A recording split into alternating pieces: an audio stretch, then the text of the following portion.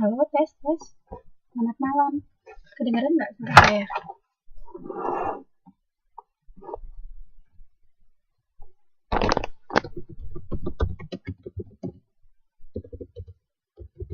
Suara saya terdengar?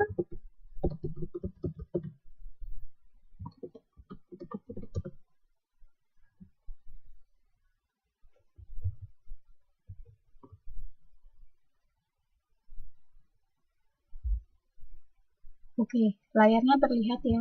Karena sudah 9:07, tapi yang datang cuma 8 orang, kita mulai aja ya.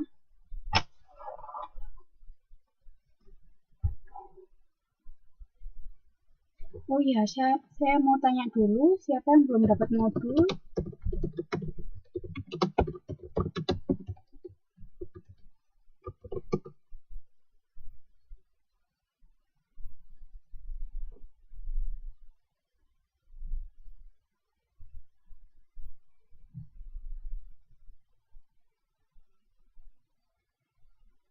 Mbak Warianti.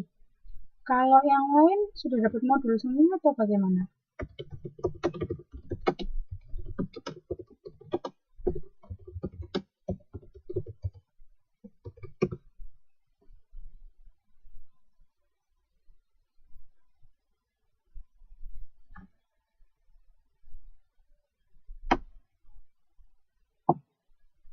Oh, cuma 5 orang yang di KDI itu ya. Yang lain belum dapat. Katanya kalau nggak salah masih dikirim ya.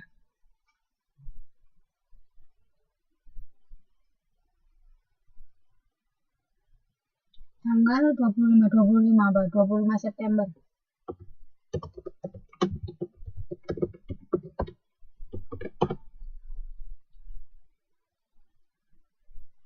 Oke, kalau tanggal 25 September kita tunggu aja. Sekarang kita mulai pelajarannya.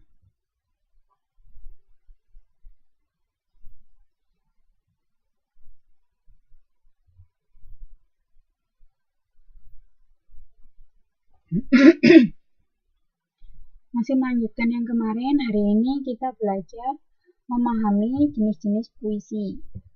Kemarin kan sudah saya bacakan sekilas membaca puisi. Nah, sekarang kita memahami jenis-jenisnya. Gak apa-apa, gak masalah. Gak masalah telat, yang penting didengarin aja. Oke, lanjut ya. Jadi, ini bercerita tentang perkembangan puisi. Jadi, puisi di Indonesia itu ada 2 jenis. Puisi lama dan puisi baru. Jadi, ada pada suatu tahun 1922, itu adalah titik terbaginya mana yang disebut puisi lama, mana yang disebut puisi baru. Nah, kalau yang setelah tahun 1922, sejak terbitnya Sajak Tanah Air karyanya Muhammad Yamin, itu disebut puisi baru. Sebelum tahun 1922 disebut puisi lama. Jadi awalnya puisi baru masih mempunyai ikatan-ikatan tertentu. Namun lama-kelamaan menjadi bebas dan tidak mau terikat. Masih ingat ya, kemarin itu contohnya puisi judulnya Malam Lailatul Qadar. Kita udah membedahnya mulai dari rimanya A, B, kayak gitu, atau A. Nah, hari ini kita akan belajar banyak jenis puisi yang satu bait tidak hanya terdiri dari 4 baris. Bahkan ada yang sangat tidak beraturan. Ada juga yang tetap saklek pada aturannya. Ada juga yang sudah sama sekali lepas dan tidak terikat. Kita lanjut ya. Nah, apa contoh puisi? Nah, apa contoh puisi lama? Salah satu contoh puisi lama adalah pantun.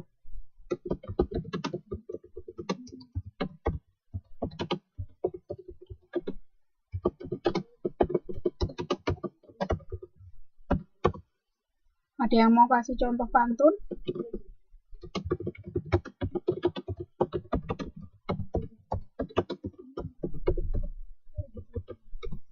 Pantun buatannya sendiri ya. Monggo loh, kalau misalkan mau share, ini pantun bikinan saya, boleh. Kita sekarang memahami puisi rama atau pantun. Jadi berdasarkan waktu, berdasarkan zaman, puisi di Indonesia dibagi menjadi dua, yaitu puisi lama dan puisi baru. Puisi lama bersifat lisan dan tidak diketahui penciptanya atau anonim. Salah satu contoh puisi lama adalah pantun.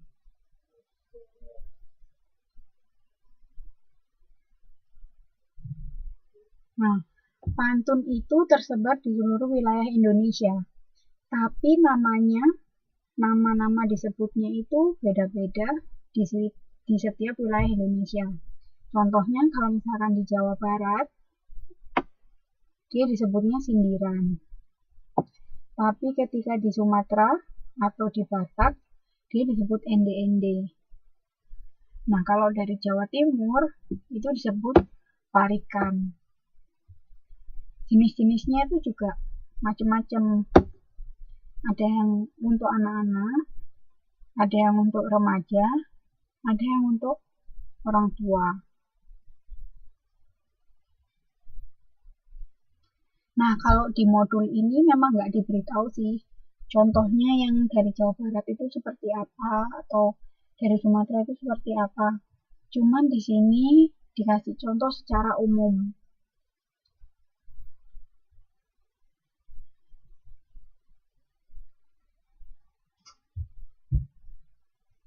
Nah, ini syarat mengikat atau ciri khasnya pantun.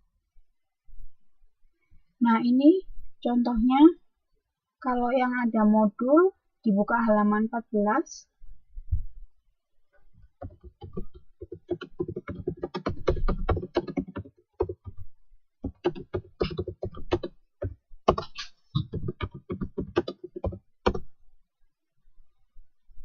Di halaman 14 itu ada salah satu contoh pantun anak-anak. Nah, itu elok rupanya kumbang jati, dibawa itik pulang petang. Tidak berkata besar hati, melihat ibu sudah datang. Nah, itu salah satunya pantun anak-anak.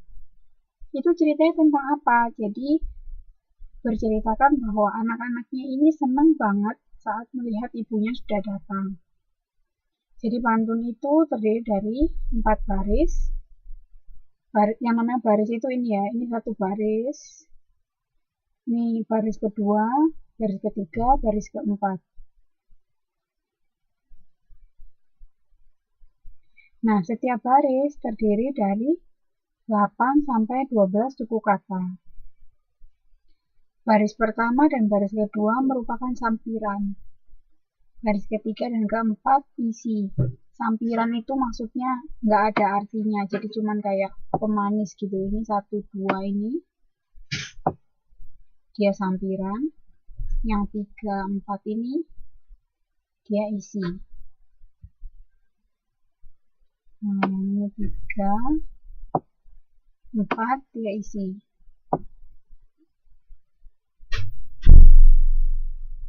Ada yang masih bingung sampiran sama isi?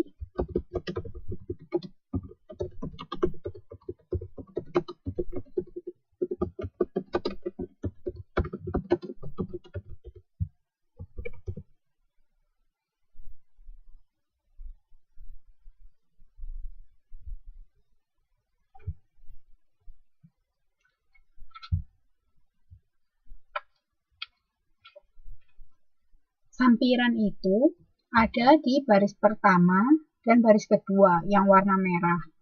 Sampiran itu belum ada artinya, jadi dia hanya sebagai pemanisnya. Nah, nanti yang ketiga sama yang keempat itu isinya.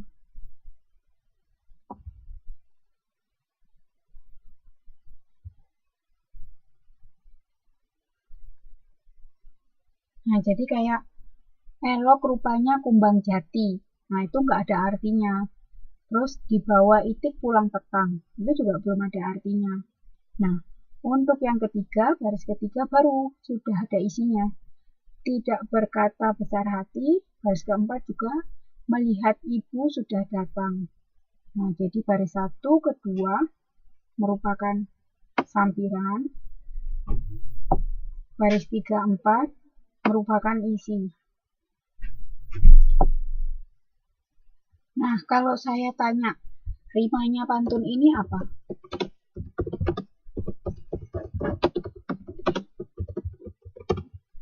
Masih ingat kan caranya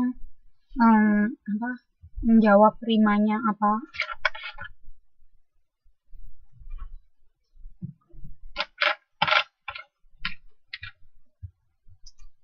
Ada yang menjawab AAAA, ada yang menjawab ABAB. Ada yang punya jawaban lain?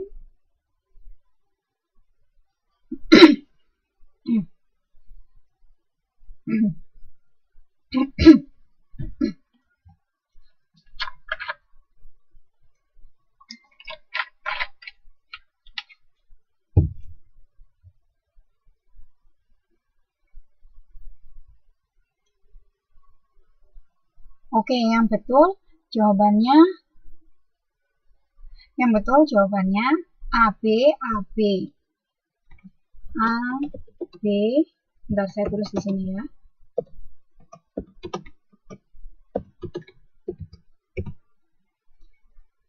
Nah, betul jawabannya AB, AB. Bentar.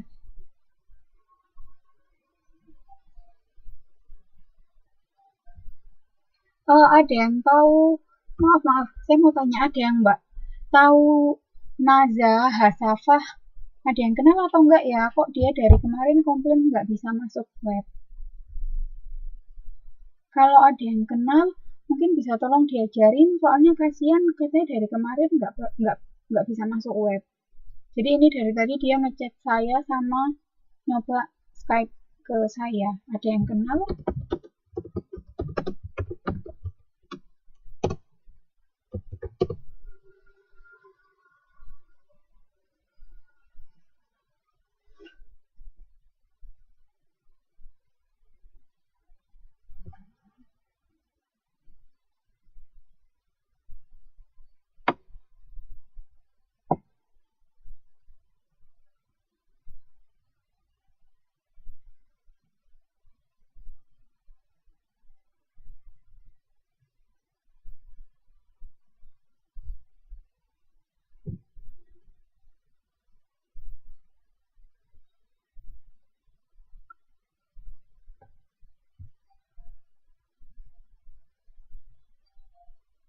Dia online, cuman dia nggak bisa masuk. Mungkin salah password atau apa.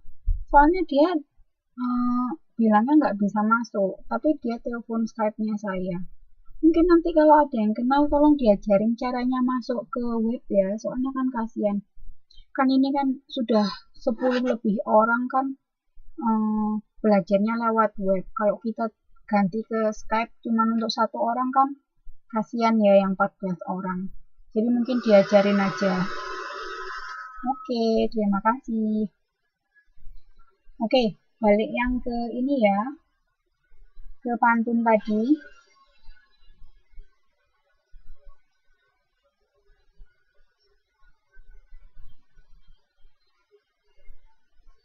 Oke, balik lagi ya. Tadi ini rimanya ABAB. Kenapa ABAB? Kita lihat. Elok rupanya kumbang jati. I. Di bawah itik pulang petang. Nah, beda lagi. Ang. Nah, berarti baris pertama dan baris kedua aja sudah beda. Berarti misalkan baris pertama kita kasih huruf A, berarti baris kedua kita kasih huruf B. Tidak berkata besar nanti. Berarti I lagi. Kembali seperti baris pertama. Berarti A lagi. Baris keempat melihat ibu sudah datang. Ang. Sama seperti baris kedua. Berarti jawabannya